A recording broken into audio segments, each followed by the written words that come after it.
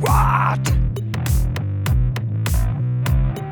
It's what? That's what she said. Right. This is already What's What with Old Man Liver coming to you. We're already defiling ourselves and doing our usual routine. But thanks for tuning in. I got Mama Tess here with me. Good morning and, or afternoon. Yeah, Or I don't know she's what the my hell old time it lady, is. my business partner, my sex slave. We trade off on that. Well, anyway. So thank you for joining us. The point. Today we're continuing our series that we're calling like a reality podcast, where we discuss various events with our different businesses that we're involved in, because we're involved in a variety of different businesses in different industries, and they're all kind of crazy in their own way. This one in particular we're talking about is Butter Popcorn Productions, which produces several live events, many at the Pioneer Saloon, but also elsewhere now. And from Breastfest to Nevada Blues Festival to our Country Music Showcase and Mojave Mardi Gras, and also what we call Mojave Mayhem, which we started 5 years ago when we acquired the Pioneer Saloon, and we noticed a lot of Fallout New Vegas video game fans coming around, and we wanted to do something special for the fans. So we said, let's see if everybody's interested in getting together on National Video Game Day, and which just happened to be in July, of all things. Didn't think about people dressing up in very elaborate hot I costumes. underestimated the level of costuming that was going to happen. Yeah. Yeah, it was it was intense. Whoopsie. So a lot of, we expected like 20 to 50 people to show up, 100 at best. We had 1,000 people show up, and it was completely winged to the point where I didn't even know if anybody would be interested in the cosplay contest, so we weren't really prepared, but we had a lot of people that wanted to participate, and I had the cash prizes just happened to be whatever I had in my wallet at the time, because that's all we had. And then a friend, someone who's now a friend of ours, just happened to be on the stage. I've just met him a few minutes prior to the cosplay contest, and I was like, hey, you look like you've been a couple of these kinds of events. Like, what categories do we offer? And he's like, Best in Show.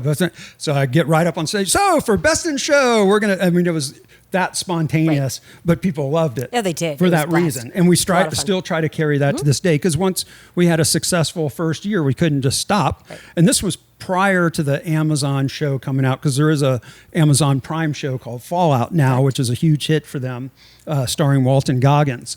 And so we decided to commit in the following year. If you remember, we decided to do 2 days, thinking we might have double the people, so we could spread it out a little bit, when in reality, everyone just came both days. Over 3,000. And we stayed open 24 hours because I wanted it to match the 24-hour neon sign that's in the video game, which we pulled that off. Now, not that many people used the 24-hour factor. It was brutal on our staff. Yeah, and our staff wanted to kick our ass after that thing, because they had worked like 40 hours straight. I think, there's a lot that leads up to it, a lot that goes on during the event, and a lot after. So it was a little taxing for them. A lot of people don't want to know what's in the sausage, but that's for those of you that do want to know. This is why we're doing these podcasts. Yes. If you're curious what happens behind the scenes and how these things come around, that's what happened. So the second year we went to 2 days, and then was it the third year that we switched to 3 days? 3 days. Yeah,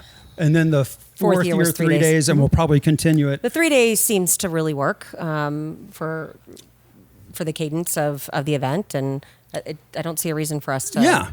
Unless there's a compelling reason, I don't think that we'll be changing. And the cool thing is, we started doing bus excursions that you can pay for separately to other spots in the video game. Correct. And so it was one of these things where we're like, okay, somebody could come and still hit the cosplay contest on this day, see the band they want to play on this day, and then go do this bus excursion to the Hoover Dam or Old Mormon Fort or whatever on one of the other days, and they wouldn't feel like they were missing out on the whole thing. Correct. So we did commit to doing it every year, and we switched it to the fall since July wasn't ideal. It was a little too hot. Yeah, thankfully no one died. Yeah, but we did have one girl who she had heat exhaustion. Heat exhaustion, and very dehydrated.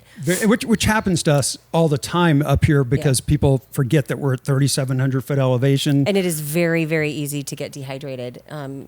Yeah, even if outside it's of cold. the heat. Like Yeah. even in November, it's still really important. Because we're generally in the summer, we can be up to 10 degrees cooler than Las Vegas, but you still don't realize you're getting dehydrated. Right. So now the funny thing with her is our friend Monica, who they based Trudy off of in the video game. She's lived out here for 20 years. The developers met with her because she worked in the bar at the time. She was known as the singing bartender at the time because she would wear a wireless mic and sing with the band while she poured drinks. So it was pretty kinda fun. freaking impressive. It was. But so she met with a lot of the developers, and she had a dog that people assumed became Cheyenne in the video game. And to me, she's kind of a mixture of Sunny Smiles and Trudy with how she looked at the time the video game was being developed. Sure. But anyway, so she was attending the event and playing in a band called the B-Side Band, and somebody was a huge fan just knowing that they based the character off of her in the video game. And she wouldn't go to the hospital until she got an autograph from Monica. Right. Like that she would not get in the how ambulance. diehard it was. We had to insist that she's like, I feel better. I'm like, no, you have to get checked out. Go, yeah. But she's like, I sport. didn't get it. So Monica ran out from the stage and went and signed a napkin for her or whatever, which was very sweet. But yeah, and so we have a couple of a lot of people know Gordy, who works here at the saloon and has been out in Good Springs for about 30 years now. It's thought that they based the character Easy Pete off him because he was also around at the time. And then there's another doctor in town that he never touts it, but he is the doctor in Good Springs with the big house on the hill. And we all know Doc Mitchell from Fallout New Vegas, those of us that play it. And so he doesn't, I don't even realize it, but he would have been that age at the time, and he was well known around town, and he still lives here, and he's very involved. He's the head of the Good Springs Historical Society. We're coming up on the fifth. Yeah, so we got the fifth year coming up, and what are we doing different this year? So as we like to keep it interesting, and we never throw the same event twice, which I think is important. So like to challenge ourselves. Two things. One, we never intend for the event to be exactly the same every year. We want to always challenge ourselves, do something a little different based on feedback from fans, based on feedback from our planning committee, who are also all Uber fans and volunteers. So the second thing I want to make sure we address is we are not a classic convention. We are not a Comic-Con convention. We don't try to follow that structure. Do we pay attention to it? Yes. Do we understand it? Yes. Is that who we want to be? No. We want to be unique and different. And we are a fan-based, fan-driven festival of fun. That's a good way of describing it. Is probably the best way. And so if people come with an expectation that you're going to a classic Comic-Con style or other type of fan convention, that's not who we are, and that's not who we want to be. So hopefully that sets some different expectations where people can be surprised and have a very unique and different experience. Every time because we don't follow any of the rules of traditional conventions because it's way more organic. Yep. Everyone that organizes it is all Fallout fans from all over the country. Yeah, literally. Our core members of our group team are spread out all over. That work year round on it are literally Washington, D.C., Boston, Dallas, North Carolina, Texas, Ohio, California. Yeah, we've got them from all over. And so what are we doing differently this year? I think this is a really fun thing. Many of those that have come every year know that we started incorporating Sandy Valley Ranch, which is just in the next town over. They have a lot of land and a lot of availability for us to use that land. So as many have come and experienced, Good Springs is not very big. The Pioneer Saloon property is not very big. Yeah, for people who don't know, the square footage of the saloon itself is quite small. Yeah, like the saloon itself, that room is only just over 900 square feet. So it's not very big. Our deck on the side of the building is just over 2,000 square feet. So our footprint is very small. And when you start to experience 7,000, 8,000 plus attendees over a 3-day period, you need to be able to spread people out and accommodate So one of the things that we're doing differently this year is really incorporating Sandy Valley into all 3 days, Sandy Valley Ranch, I should say, over the 3 days, which allows us to take advantage of this really cool parking on on this airstrip that is out there. So it's a privately owned airstrip, and we've been able to negotiate the use of that spot. So it's over a mile long, 4 lanes wide. We can fit all the cars we need, which is wonderful because that helps us differently from the busing situation that we've had to deal with every year. So there will be buses going back and forth from Sandy Valley Ranch to Pioneer Saloon continuously throughout the event. Vendor Village this year will be located at Sandy Valley Ranch, but that also means that we'll be able to expand the number of vendors that we can potentially accommodate. We will have far more food trucks over there this year because now they'll be open for 3 days and we'll need to do that. And then there's just a fun bunch of immersion things that we're planning in that location. But then here in Good Springs, we also have now the ability to create this amazing immersion zone that our one of our team members, Gratch, has been working on. She just executed it in Wasteland Jamboree. Did a phenomenal job. Phenomenal job. And that was the light version. And so what we're expecting this year and the team that she's putting together should be really, really cool. So it's called Junk Alley.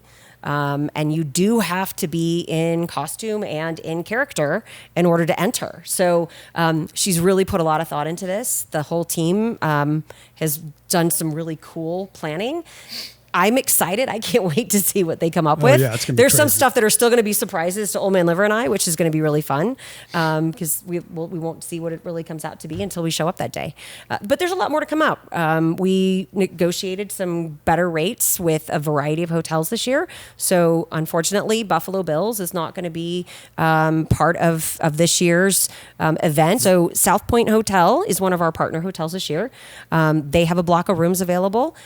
Flamingo, Link, and Harrah's, 3 of the Caesars properties on the Strip, also have room blocks available for us. I think they're a little cheaper, but the South Point has the bus they, running to They are, Sandy on Valley. average. So there's a price point for everyone, right, based on the experience that you want to have.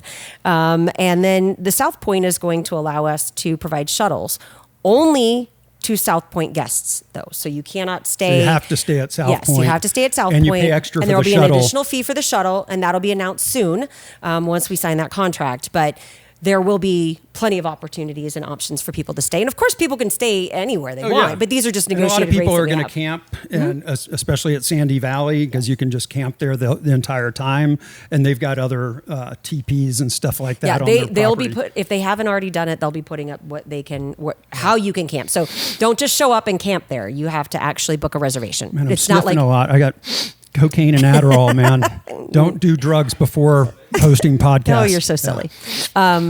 But BLM is also an option for people to camp on, like it has been in years past. And we encourage everybody to do their research and understand what it takes to be able to do that. So lots of very cool stuff in the works. Live entertainment as always. Old Man Liver and the Fluffers, I'm sure, will be doing an amazing show again this year. Yeah, we might have a longer set, and as usual, bring your blow up dolls and dildos, because that's clearly becoming a thing at Old Man Liver Gigs. Yeah.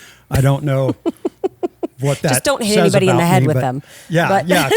Somebody told me they got smacked with a dildo at the. I was like, you didn't. Let's not do that. Yeah, I always think liability. I'm like, you're not going to sue me, are you? Yeah. Because I'd love to see. It's Austin. We're going to be bringing back the Culinary Gauntlet again this year. Yeah, that was so fun. that was a super cool addition that we did last year. You know how we talk about like very rarely does something go as we picture it exactly. That was exactly Thank what you. I hoped for. We had Nicholas? Nicholas was our sponsor, and then Chef Vic Vegas Vic from Vegas. Bar Rescue. He was one of our judges. One of our celebrity judges, and it went. People were so creative with the dishes, and it was the whole Wasteland vibe. And we gave them limited amount of material. It turned out to even be better than we thought it was going to be because the weather did not cooperate. No, it was windy. It was rainy. It had poured down rain the day before, and we were all like drowned rats on Saturday. Then Sunday morning, we were literally dealing with a massive puddle of, it wasn't about a puddle. It could have been a small pond, to the point that they were moving dirt and sand around at Sandy Valley Ranch in order to try to fill it in. And we had people lose their pans in the water, like the wind blew. They had to Oh, go it was chase crazy. it They down. thought they were done, and all of a sudden their dish was ruined. Yeah, it was And, gone. It was full on wasteland cooking. But the dishes people came up with were They were super great. creative. They were very Yeah, creative. phenomenal. And you get the Cans winner of not only food got a with no cash labels prize. on them. That's right. Yeah, you didn't even know what was in the can, or if you could even had a tool to open it. Yeah. But, Sometimes you had to go fight your neighbor for it. Yeah, the winner also, in addition to a cash prize, got their dish on the menu of the Pioneer Saloon for a Yes. year. So you can come in and order it now. Yeah, so we're hopefully going to continue that yes. one. That if was it a lot of keeps- fun. Yeah, that was cool. And then last Saturday, it's funny just talking about the rain and everything last year. It hadn't rained in like months in Las Vegas. And then a torrential thunderstorm, like pouring down all 3 days of last year event, which is highly unusual. It's unusual. never happened at the event in November. Mm-hmm. But here we are, and we had...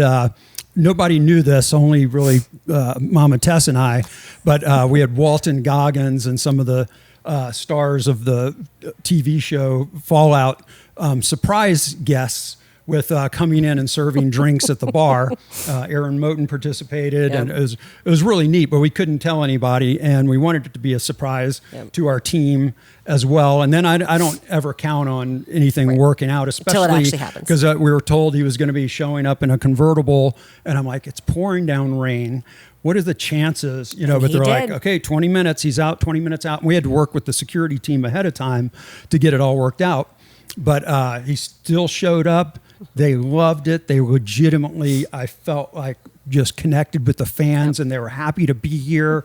And they didn't have to go out, but I had mentioned that not everyone was able to come into the saloon to get a drink served to them during the hour they were here, which is a pretty long time. And so they were willing to go out on the deck and speak to the everyone that was outside. And he announced season 3 of the Fallout show, which was amazing. And and we had already had Wayne Newton attending earlier that day. So it was neat that everyone still, and the Fallout fans, once again, you talk about the greatest community that just goes with the fucking flow. That We were handing out trash garbage bags. We didn't have poncho. We went to West Virginia for this past event and had ponchos. We took were all ponchos ready, with us. and it didn't. We didn't get a drop. Didn't need 'em. But in this case, we weren't ready, so we had garbage bags, and we're just poking holes in them, and like people like. Pallet bridges. Yeah. It was. But we it had was all the insane. developers from Fallout New Vegas because it was the 15-year anniversary. So, so that was all part of last year. And like Mama Tess was saying, each year is different and exciting in its own way. And that's why we never know and we never designed it to be the exact same experience, because some people are on their 5th year of coming, and we never want it to be. And we'll have exactly the same. new celebrities and talent coming this year. Not quite ready to announce who those all are yet, but be on the lookout and watch for those things to get released on our website and on our social media. We've upgraded our ticketing platform, which has been huge. You had a great idea, and this solved a lot of the lines and bus issues at our previous, the one we just threw in West Virginia, but we're going to enact it for Mojave Mayhem this year. Yes. So make sure you get your tickets in advance. Our cutoff is October 1st. And the reason for that is so that we can make sure we mail your credentials in advance so that we don't have those long lines during registration or during check-in or any of those things. So that will be really, really important. And it worked really well for Wasteland Jamboree because we didn't have long lines and we knew how to account for the number of people. So as we dealt with busing issues last year, we had 2,000 people purchase tickets in less than 24 hours. Well, when you're trying to plan an event and have busing like that, you need to be able to accommodate. There's only so many people you can move in a bus. There's a lot that goes into this. And so when we had that influx, we weren't ready for the number of buses that we needed. And our bus company was phenomenal and pulled out all the stops and got everything we possibly could within the city that was available to solve for that. But part of making sure that we get everyone registered ahead of time, we get your credentials to you ahead of time so that you're not having to deal with long lines, is that we can also make sure we plan the right number of buses so that we don't have long lines for that so too. That if it solves it in the way we did in West Virginia, you'll be very happy with this year with the lines and such. So be on the lookout for, if you've already bought your tickets, make sure that you pay attention to any of the emails that you get that talk about making sure we have your address. All those things are accurate because I can't mail you something if I don't know And the how to mail it buses, to you. just so everyone knows, they're included in the price going back and forth from Sandy Valley to Good Springs. So you can literally all 3 days, all day long, buses, including ADA compliant buses, will be going back and forth. So once you're out in Sandy Valley, you can stay there and hit and decide if you want to And it's do not a certain long things. bus ride back and forth to there. It's very close, much closer than Buffalo Bills Yes. was, where we staged the busing last time. Correct. And so it should be easier. But then, like I said, if you don't want to stay at Sandy Valley, you can stay anywhere in town. And then, like I said, South Point has its own busing for folks staying there. So, because that's what I do, being a drinker and all, I'd be like, I'm going to stay at South Point, bus to Sandy Valley, and then I can just drink all 3 days, just going back and forth. But that's just me. But that's just old man liver. What can I say? What do you Excuse me. Bless you. I know I put the ass in class, don't I? Yes, you do, honey. Yes, you do. So we're looking forward to this year. It should be a lot of fun. We did, just so folks know, we did start. The first like 2 or 3 years we were completely free, and then we charge a fee that Phenomenal. includes the busing and stuff, and hopefully it's still a low amount where everyone can afford it, but at least it covers all these things like the buses, which are hundreds of thousands of dollars, and the security and the safety and Yes. medical personnel and all the stuff that you have to have when you're an event this size. When I have to sign it. Yeah, it's so we very try painful. to keep the I get tickets as hand cramps. cheap as we can, but hopefully breaking even where we can, sustain this for many years, because there's several more seasons of the show, Well, and now the Fallout 5, video game is being developed. And we don't just plan 1 year at a time. Like, we are planning 27. We are, yeah. So there will be some very exciting news coming out about 27 working on 2028 when we have that available, and 28. So stay tuned for all that. All good, exciting stuff. But so check it out, MojaveMayhem.com. This is Old Man Liver and Mama Tess coming to you. We'll see you next time. Woo-ta. It's what? It's what?